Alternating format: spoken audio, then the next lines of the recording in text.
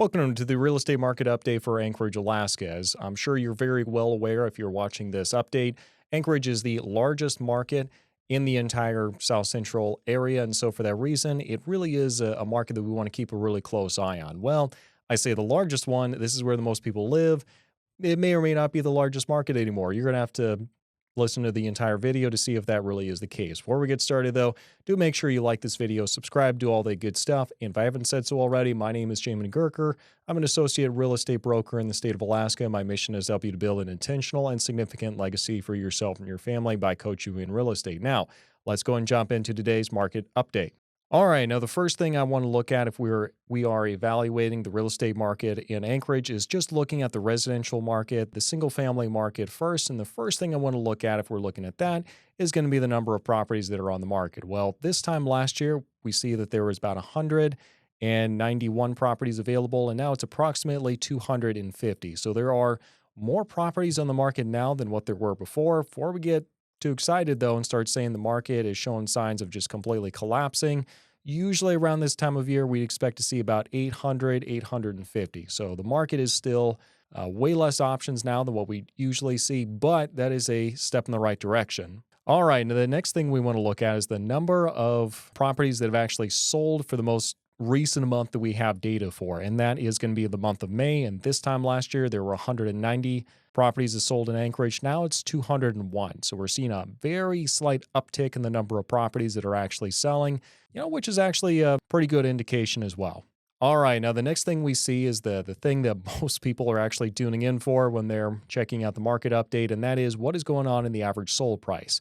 Well, what we're seeing for the average sold price is that year to date last year was about 480. Now the average sold price in Anchorage is about 500,000 even year to date, which means we're seeing about a 4% increase for the average sold price for Anchorage. And, that's kind of in line with what we see historically. Usually we're going to see about 4 or 5% increase for appreciation for the area, leading up to, let's see here, up to about 2019. We were at about 0.5%. Year before that, about 2%. And so obviously 2020, it just took off at about nearly 6% and then nearly 7%, 7.5%. Last year was about 5.2. And now we're at about 4.2. So we're seeing we're settling down a little bit, which is pretty good if you're looking to purchase a property in Anchorage, because that means it's you're not going to be paying as much as you could possibly be doing. All right, now the next thing that we're going to look at is what's going on in the condo market. Now, condos it's kind of an interesting asset class here in Anchorage because we see there's historically been a glut of inventory for condos in Anchorage. And the reason for that is that back during the oil years where like everything was just gravy and all that, we had a ton of condos that were popping up all over the place. And once the oil market kind of tanked and things really went sideways up here as far as the real estate market went, a lot of people just kind of abandoned their condos. And it's taken a while to kind of recover since then. So there's always kind of been a glut of inventory. Past couple of years, that has not been the case. For example, for the month of May, we had about 80 properties available for condos. And usually around this time of year, we'd see closer to about 400 or 500 condos available. Now, 60 is still a little bit higher than the 51 the year before, but you can see historically we are still a fraction of where we are historically for the availability of condos, which kind of a welcome change of events if you are a condo owner.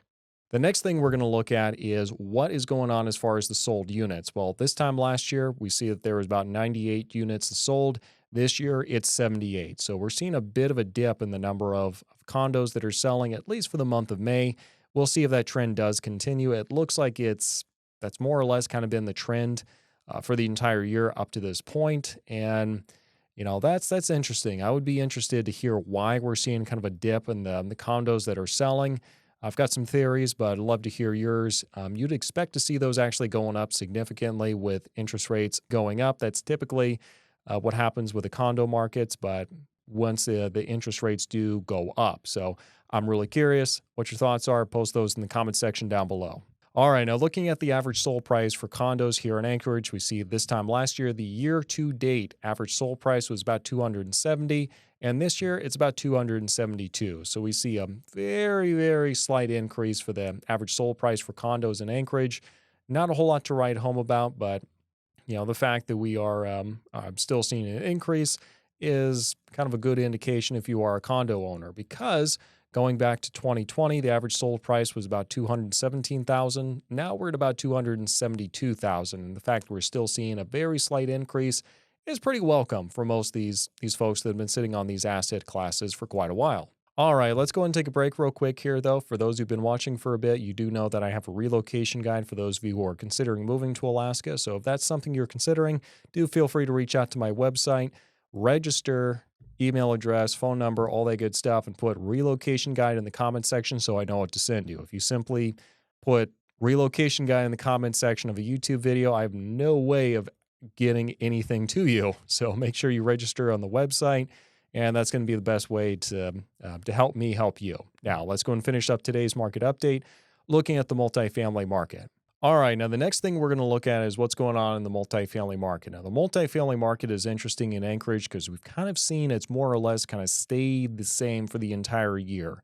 It's fluctuated maybe 4 or 5 properties for the active inventory, but it really hasn't moved very much. So this month, we see that there's about 64 properties available. This time last year, there was 44.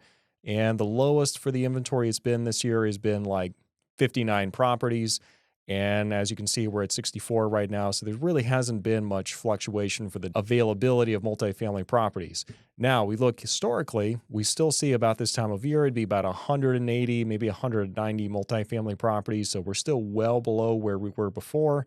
But, I'll take the rebound a little bit here that we're starting to see kind of an uptick in the number of properties that are available. Take the ones where you can get them. Next, what we're seeing is that the number of multifamily properties that have actually sold went from 26 last year to 31 this year. So we're seeing a bit of a slight increase for the number of multifamily properties that are actually selling. And actually, that's kind of been the trend for the entire year. We see that the biggest difference was where we almost doubled the number of multifamily properties as sold. I think it was the month of April or March, where it went from 16 the year before to about 34 for this year. So we have seen an uptick in the number of multifamily properties that are actually selling. And, that's a pretty good indicator if you are an investor, because it means, people are wanting to invest in Anchorage.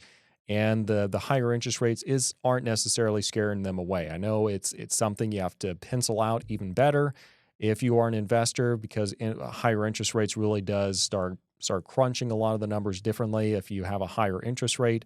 But the fact that they haven't been scared away is actually a pretty good indication. Last but not least, we see that the average sold price went from about $501,000 this time last year to date to about $532,000 this year to date, which means we're seeing about a 6 or 7% increase for the average sold price for multifamilies. Now, I'm not exactly sure that average sold price year to date and all that is even a good metric to go off as far as multifamily properties go, just because we are talking about everything from the duplex all the way up to like a big commercial 30-plex property. But this is a good enough indication that we go ahead and include it. I don't think it necessarily means if you have a multifamily property this time last year that your property is just automatically $30,000 more valuable. But that is a good indication that the value is going the right way if you are an owner. So if you had one last year and you sold it, you had this one this year and you sold the same property, I would assume you would make more for it this year than if you sold it the year before.